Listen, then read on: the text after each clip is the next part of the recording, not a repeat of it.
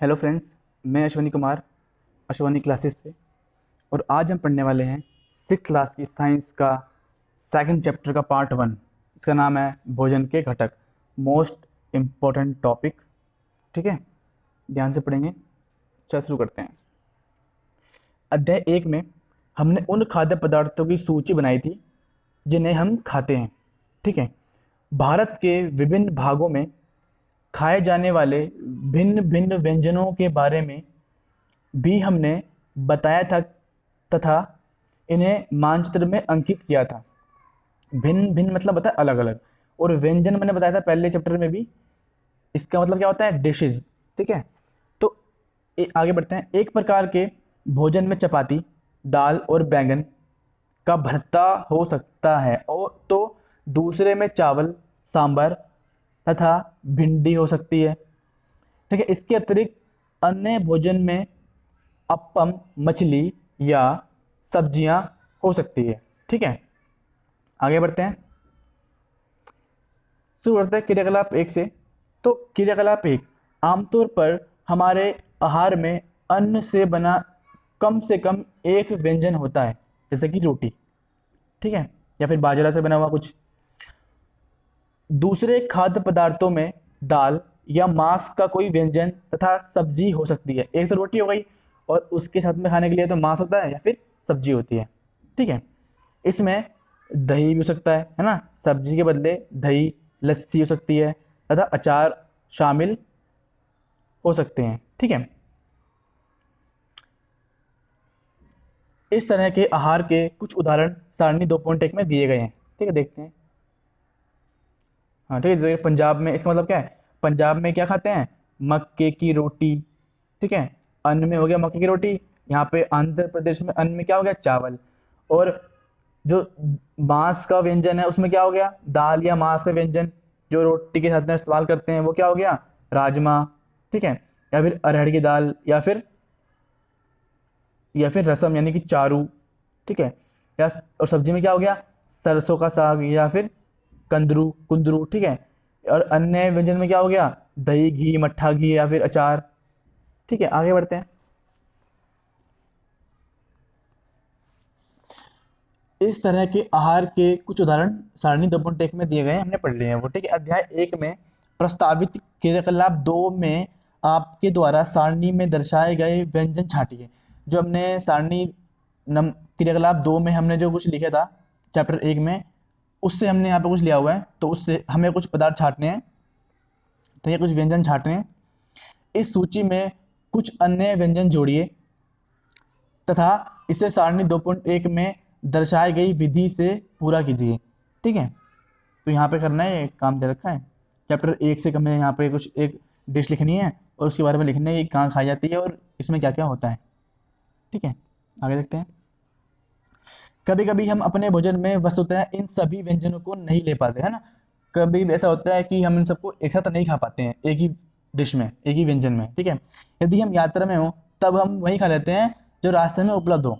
ठीक है, हम में से कुछ लोगों के लिए यह संभव नहीं हो पाता कि इस तरह के विविध व्यंजन हर समय खा पाए, है ना? हर समय उपलब्ध नहीं हो पाते हैं ये। ठीक है, आहार में विभिन्न खाद्य पदार्थों के इस तरह के वितरण का कोई ना कोई आधार होना चाहिए। ठीक है, कि हमने देखा हमें क्या क्या खाना चाहिए, तो हमें क्या क्या खाएं, एक शरीर को अपनी ऊर्जा देने के लिए क्या क्या खाना चाहिए, तो उसका एक आधार होना चाहिए। ठीक है, क्या हमारे शरीर को विशेष प्रयोजन, यानी कि प्रयोजन क्या होता है? काम। विशेष काम के लिए विभिन्न प्रकार के भोजन की आवश्यकता होती है, ये हम इस वाले चैप्टर में जानेंगे। ठीक है, इस क्वेश्चन का आंसर। आगे बढ़ते हैं 2.1। ठीक है, अब आपका चैप्टर शुरू होता है, बहुत इंपॉर्टेंट चैप्टर है। ठीक है, शुरू करते हैं।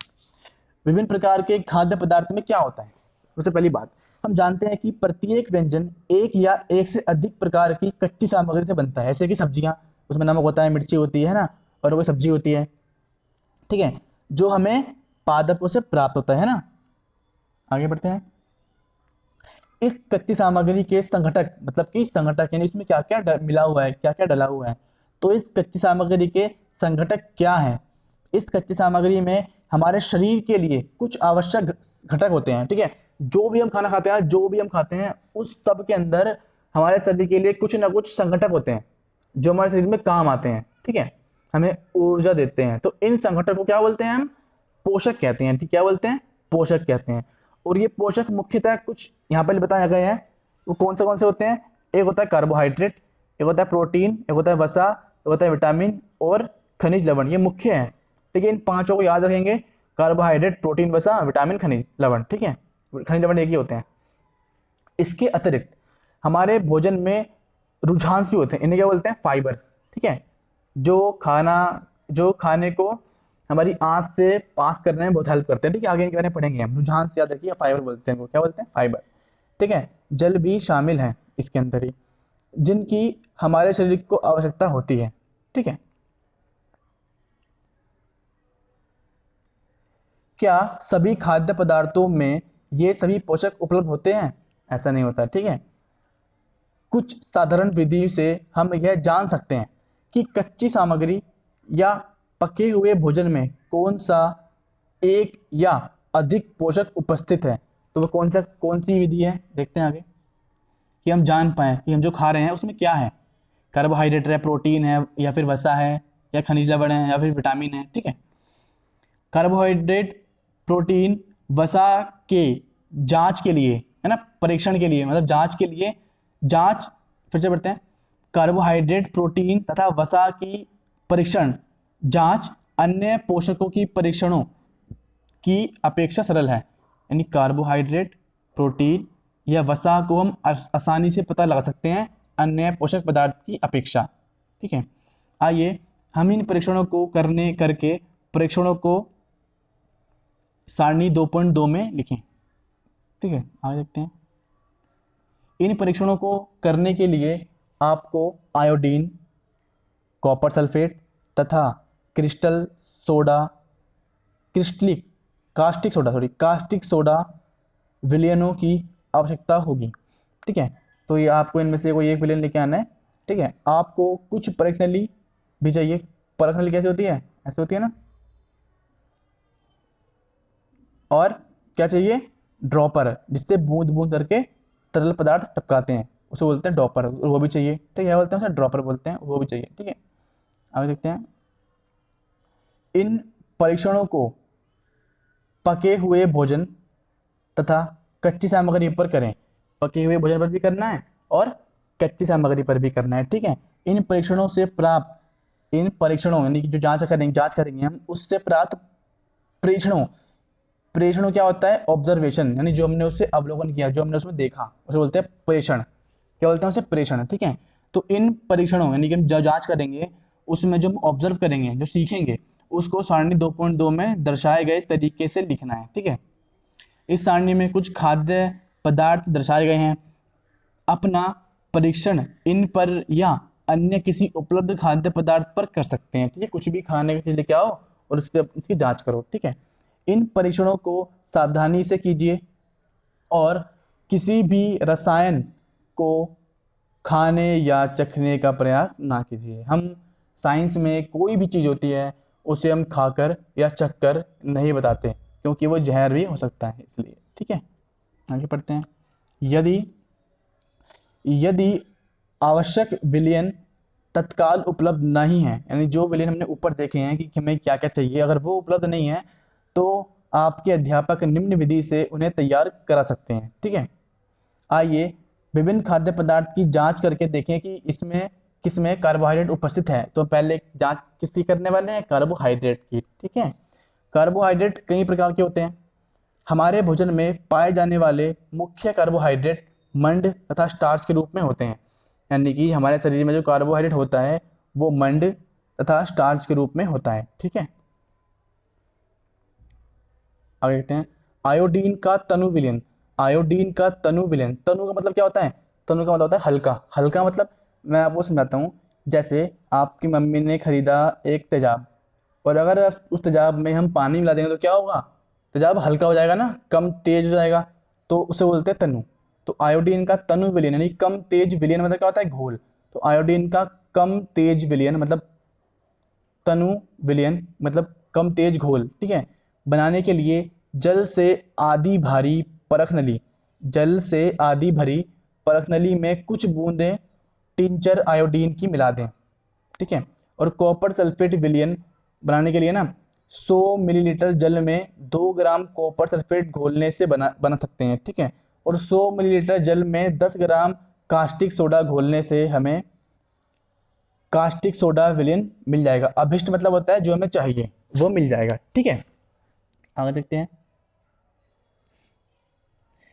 यदि किसी खाद्य पदार्थ में मंड है तो हम इसका आसानी से परीक्षण मतलब जांच कर सकते हैं। वो कैसे देखते हैं कि क्रियाकलाप 2 में मंड के लिए परीक्षण यानी कि मंड के लिए जांच।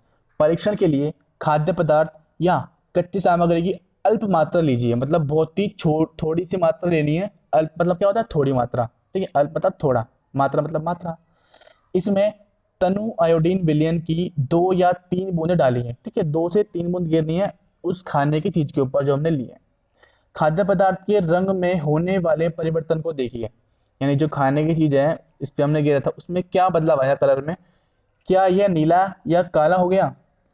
यह नीला या काला रंग मंड की उपस्थिति दर्शाता है। तो ये अगर आयोडीन हमने गिरा है किसी खाने की चीज के ऊपर, अगर वो रंग बदलकर नीला या काला हो जाता है ना, तो इसका मतलब है उसमें मंड उपस्थित है, अर्थात कार्बोहाइड्रेट उपस्थित है, ठीक है।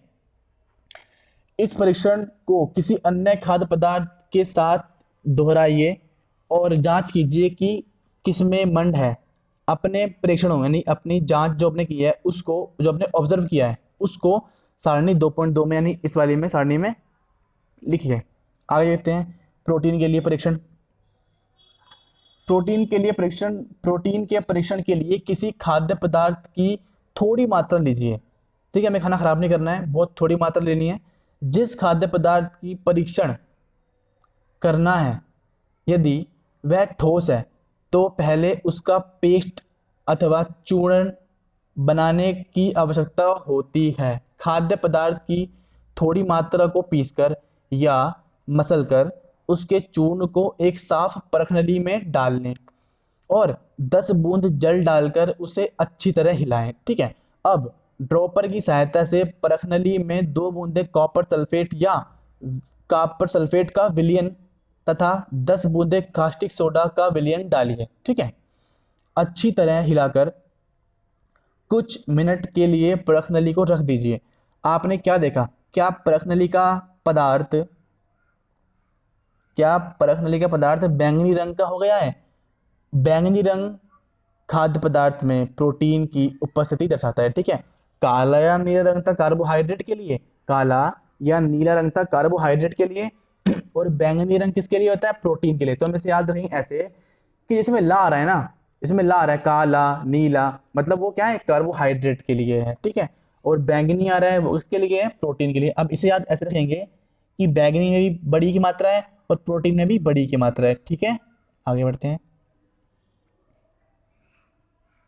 अब आप इस परीक्षण को किसी दूसरे खाद्य पदार्थ के साथ दोहराएं। आगे देखते हैं। हम देखते हैं अगला वाला वसा के लिए परीक्षण। तो खाद्य पदार्थ की अल्प मात्रा लीजिए, हम हर बार क्यों बोल रहे हैं अल्प मात्रा लीजिए? क्योंकि हमें खाना खराब नहीं करना है, ठीक है।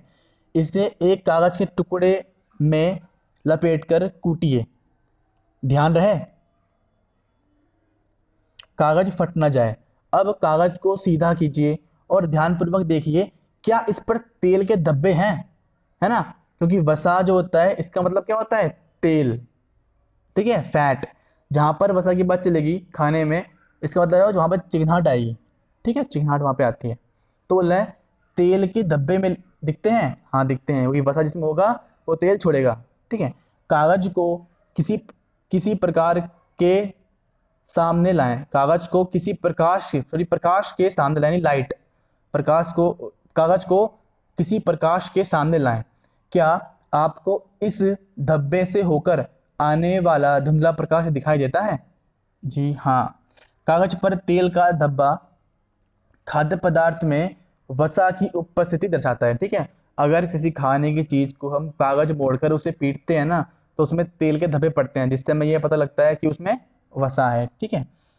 खाद्य पदार्थ में कभी कभी जल की भी कुछ मात्रा हो सकती है, ठीक है।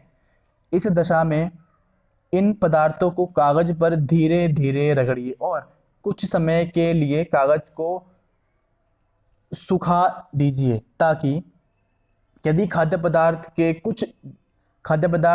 से कुछ जल आया हो तो वह सूख जाए। ठीक है, अगर कागज में मान लीजिए जो आपने खाद्य पदार्थ लिया है वसा की पता करने के लिए, अगर उसमें पानी भी होगा ना तो पानी सूख जाएगा और तेल बढ़ा जाएगा। ठीक है, आगे बढ़ते हैं।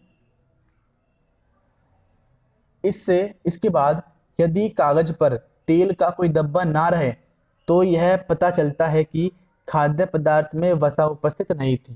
ठीक है, आगे बढ़ते हैं। ये परीक्षण क्या दर्शाते हैं?